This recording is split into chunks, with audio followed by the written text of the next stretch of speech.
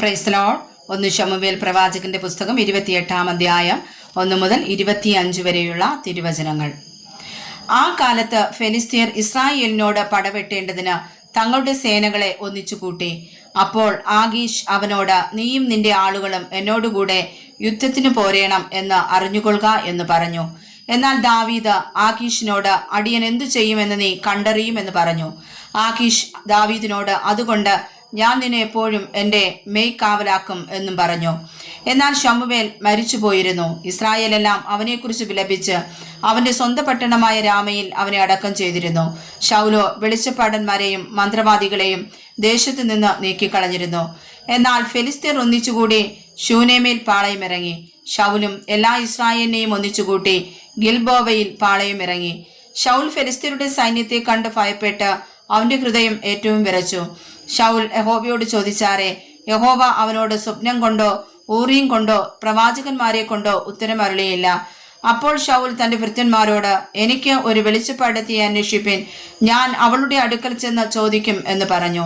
അവൻ്റെ ഭൃത്യന്മാർ അവനോട്, ഏൻദോരിൽ ഒരു വെളിച്ചപ്പാടത്തിയുണ്ട് എന്ന് പറഞ്ഞു. ശൗൽ വേഷം മാറി വേറെ വസ്ത്രം ധരിച്ച് 2 ആളെയും കൂട്ടി പോയി രാത്രിയിൽ ആ സ്ത്രീയുടെ അടുക്കൽ എത്തി.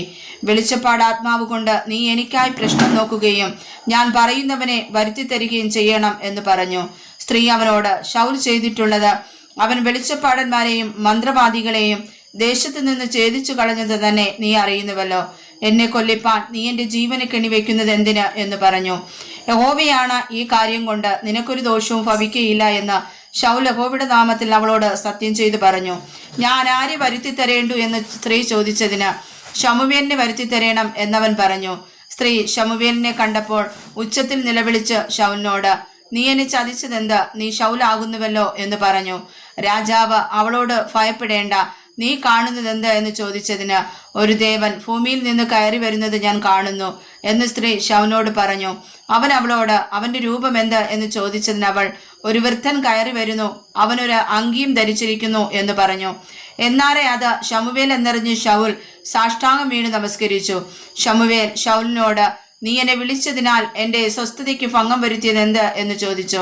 അതിന് ശൗൽ, ഞാൻ മഹാകഷ്ടത്തിലായിരിക്കുന്നു, ഫെലിസ്ത്യർ എന്നോട് യുദ്ധം ചെയ്യുന്നു, ദൈവം എന്നെ വിട്ടുമാറിയിരിക്കുന്നു, പ്രവാചകന്മാരെ കൊണ്ടാകട്ടെ സ്വപ്നം കൊണ്ടാകട്ടെ എന്നോട് ഉത്തരം അരുളുന്നില്ല. അതുകൊണ്ട് ഞാൻ എന്തു ചെയ്യണമെന്ന് എനിക്ക് പറഞ്ഞു തരേണ്ടതിന് ഞാൻ നിന്നെ വിളിപ്പിച്ചു എന്ന് ഉത്തരം പറഞ്ഞു. അതിന് ശമൂവേൽ പറഞ്ഞത്, ദൈവം നിന്നെ വിട്ടുമാറി നിനക്ക് ശത്രുവായി തീർന്നിരിക്കെ നീ എന്തിനെന്നോട് ചോദിക്കുന്നു? യഹോവ എന്നെ കൊണ്ട് പറയിച്ചതുപോലെ അവൻ നിന്നോട് ചെയ്തിരിക്കുന്നു. രാജ്യത്വം യഹോവ നിന്റെ കയ്യിൽ നിന്ന് പറിച്ചെടുത്ത് നിന്റെ കൂട്ടുകാരനായ ദാവീദിന് കൊടുത്തിരിക്കുന്നു. നീ യഹോവയുടെ കൽപ്പന കേട്ടില്ല, അമാലേക്കിന്റെ മേൽ അവന്റെ ഉഗ്രകോപം നടത്തിയതുമില്ല. അതുകൊണ്ട് യഹോവ ഈ കാര്യം ഇന്ന് നിന്നോട് ചെയ്തിരിക്കുന്നു. യഹോവ നിന്നെയും ഇസ്രായേലിനെയും ഫെലിസ്ത്യരുടെ കയ്യിൽ ഏൽപ്പിക്കും. നാളെ നീയും നിന്റെ പുത്രന്മാരും എന്നോട് കൂടെയാകും. ഇസ്രായേൽ പാളയത്തെ യഹോവ ഫെലിസ്ത്യരുടെ കയ്യിൽ ഏൽപ്പിക്കും. പെട്ടെന്ന് ശൗൽ നെടുനീളത്തിൽ നിലത്ത് വീണു. ശമൂവേലിന്റെ വാക്കുകൾ നിമിത്തം ഏറ്റവും ഭയപ്പെട്ടു പോയി. അവനിൽ ഒട്ടും ബലം ഇല്ലാതെയായി.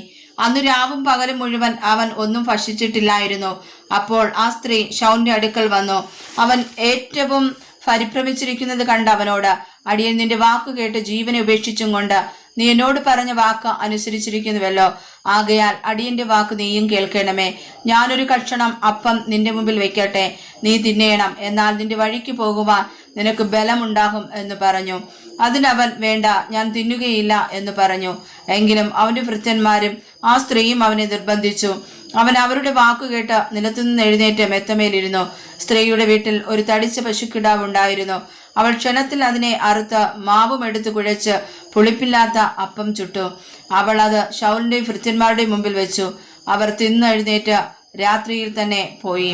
വായിച്ചതായ തിരുവചനങ്ങളാൽ പരിശുദ്ധനായ കർത്താവ് നമ്മെ സമർത്ഥമായി അനുഗ്രഹിക്കുമാറാകട്ടെ. ആമേൻ.